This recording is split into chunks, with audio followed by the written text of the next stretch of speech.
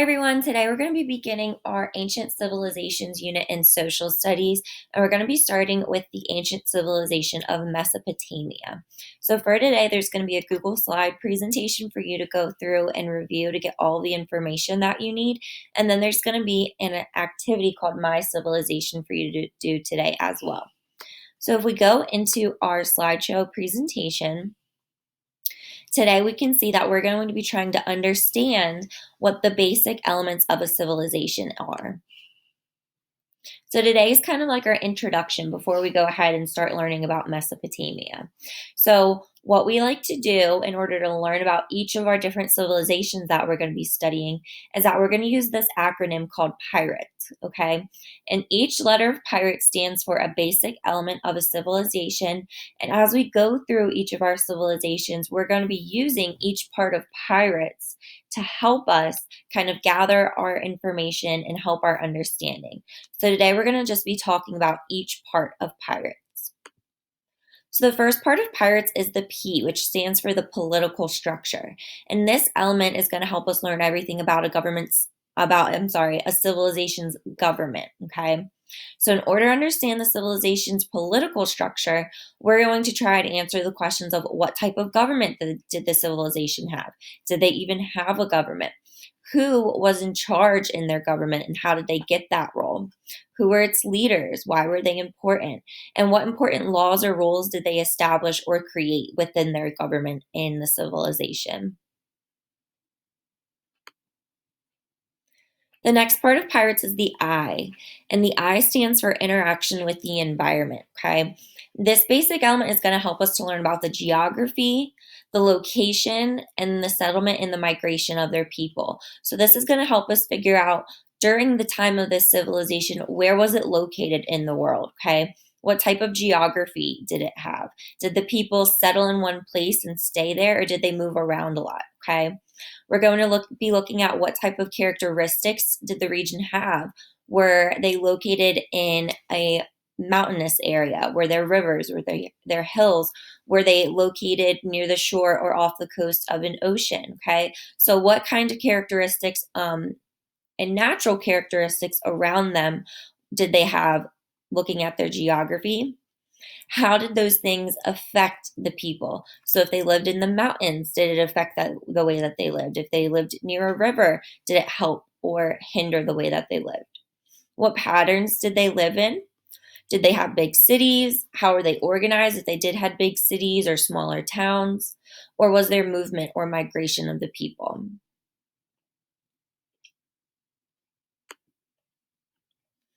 The next part of a basic element of a civilization is the R, which stands for their religion. Okay, this one's pretty self explanatory. Did they have a religion that they practiced, or did they have a cultural belief system? Okay, what form of religion was practiced? Did they have a specific religion? How did that religion help to shape or mold their society? So, like, how heavy or important was their religion and their beliefs in their daily lives? And then what other things did they believe that weren't religious or based off of their religions? And how did those also help to mold or shape their society?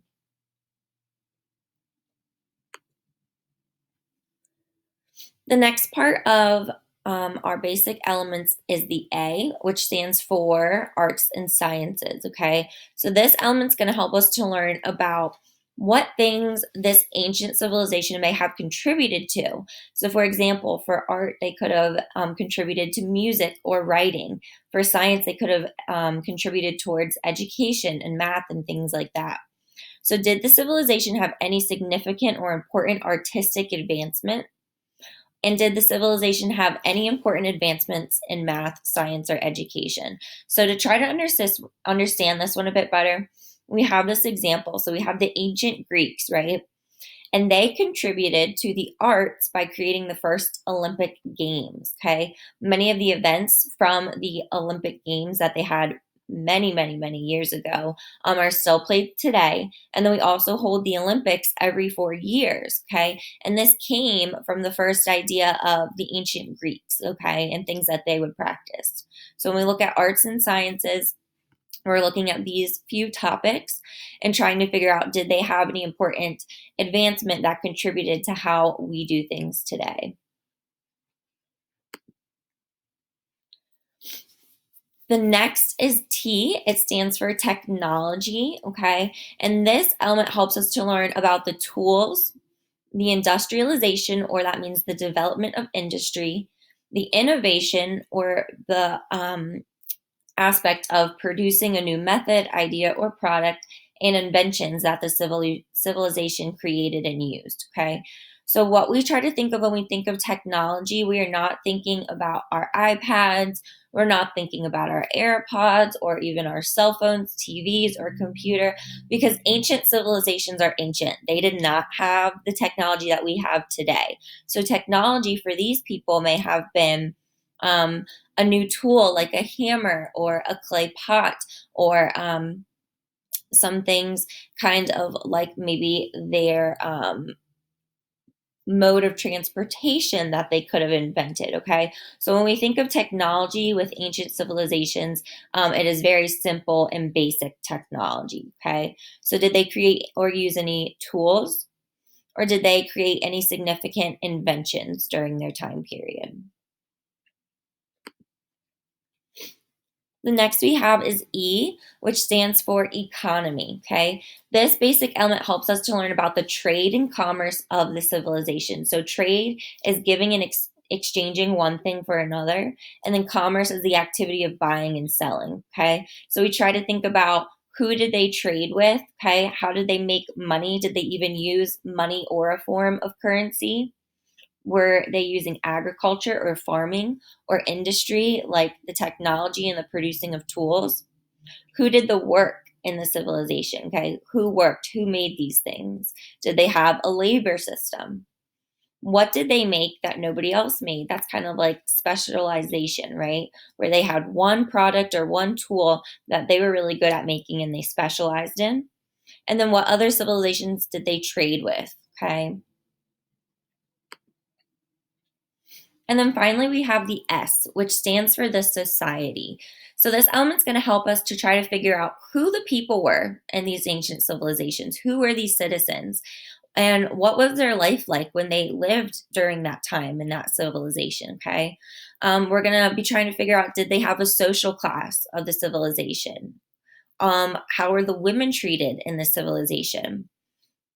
How important was family in the society and who was in charge of the family, because there's many different dynamics in many of our ancient civilizations.